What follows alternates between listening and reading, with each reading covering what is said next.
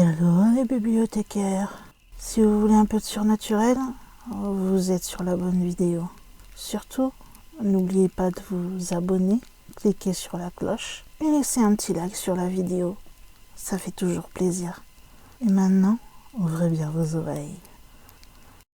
La Isla de las Muñecas, c'est l'un des spots les plus glauques au monde. Alors la Isla de las Muñecas ou Island Dolls ou l'île aux poupées si vous préférez en français. Pour vous parler d'elle, nous allons faire escale à Xochimilco, qui est une région marécageuse qui se situe au sud de Mexico City et où se trouve donc l'un des endroits les plus effrayants du monde. C'est une île abandonnée où l'ambiance est pesante. Une fois sur place, un malaise va s'emparer de vous et vous renvoyer à vos pires cauchemars de votre enfance. L'île aux poupées se situe tout près du stade de football Estadio Azteca. C'est une chinampa de la laguna de Tesoyo et l'un des principaux attraits des canaux. On peut y trouver des poupées de styles et de couleurs très variés, et cela sur toute l'île qui sont placées à l'origine par son ancien propriétaire, Julián Santana Barrera.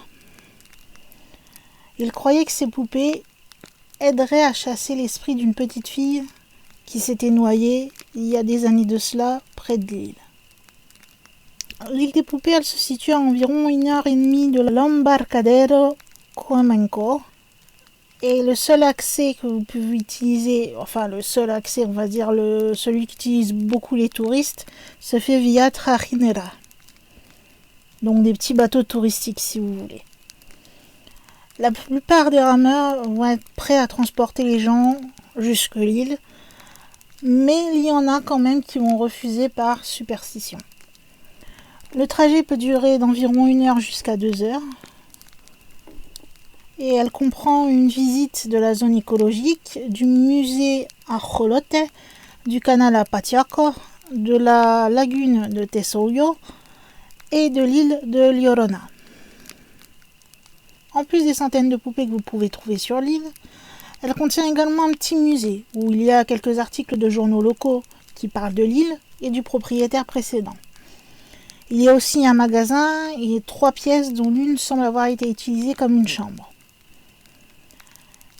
C'est dans cette pièce, donc la dernière pièce, que va se trouver la toute première poupée que Santana a collectionnée, ainsi qu'Agustinita, sa poupée préférée.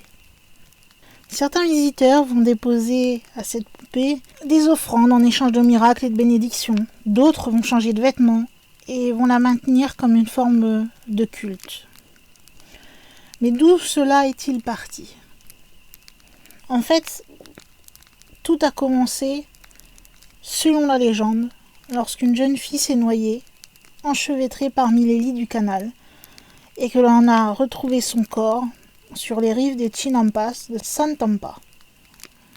Un jour, un homme, du nom de Don Julián Santana Barrera, va quitter femme et enfants et emménager dans une petite cabane sur l'une des petites îles entre les canaux de Xochimilco pour vivre sa vie d'ermite. Une fois qu'il aura posé le pied sur le sol, il se sentira comme la présence d'un esprit. Peut-être l'esprit de la légende. Mais peu de temps après, il fit une horrible découverte qui va le hanter pour le reste de sa vie. Il va trouver le corps d'une petite fille qui flottait face contre terre dans l'eau. Mais malgré tous ses efforts, il n'a pas réussi à la ranimer.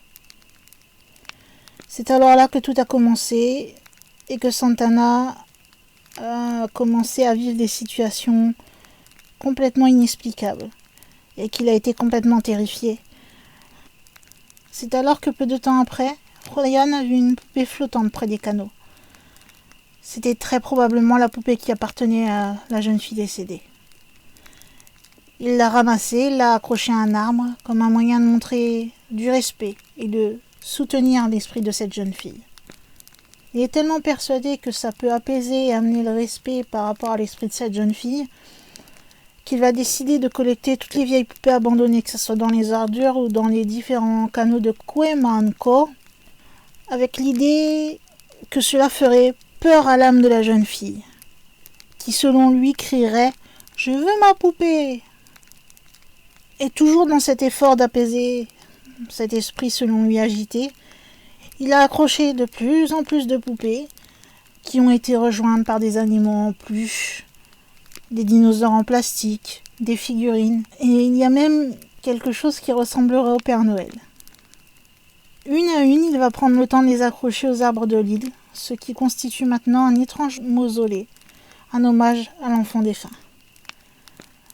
Les locaux au courant de ceci viendront même jusqu'à troquer leurs vieilles poupées contre les légumes que faisait pousser Julián sur l'île. Et c'est alors vite rendu compte que les poupées elles-mêmes étaient possédées par les esprits de filles mortes. Et il a continué à collectionner les poupées effrayantes suspendues sur toute l'île. Selon ce que disent ses proches, c'était comme si Julián était poussé par une force invisible, qui l'avait complètement changé.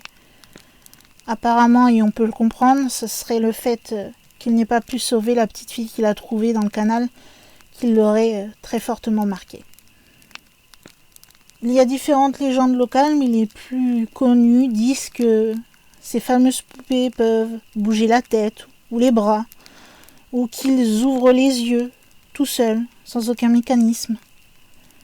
Certains décrivent ces poupées avec des yeux sans âme, qui vont suivre les visiteurs. Il y a même certains témoins qui vont affirmer avoir entendu les poupées chuchoter entre elles. Tandis que d'autres, eux qui se trouvaient sur un bateau près de l'île, ont déclaré que les poupées les avaient attirés vers l'île. Partout où vous pouvez regarder, les poupées remplissent votre vision.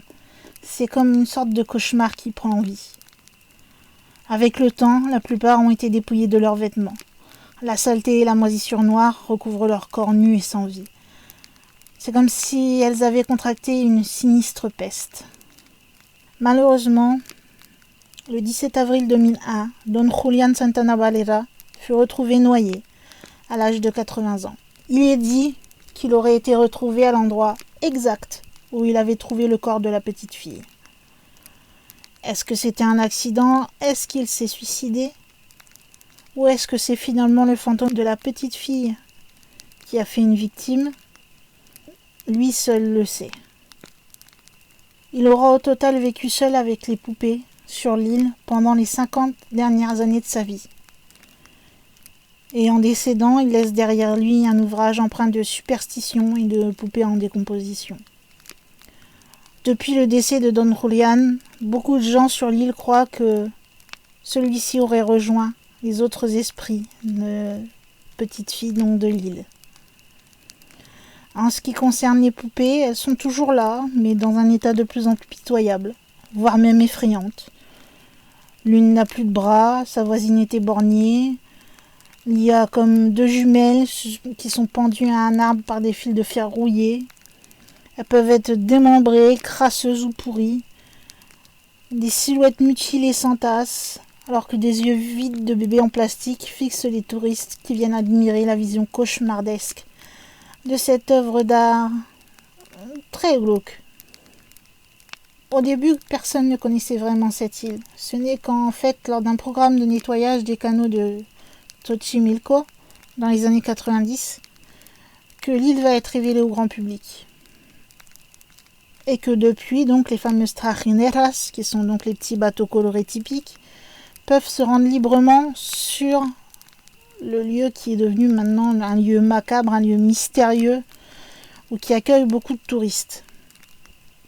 Bien sûr, à l'époque, ce îlot cimetière ne figurait pas sur les parcours touristiques.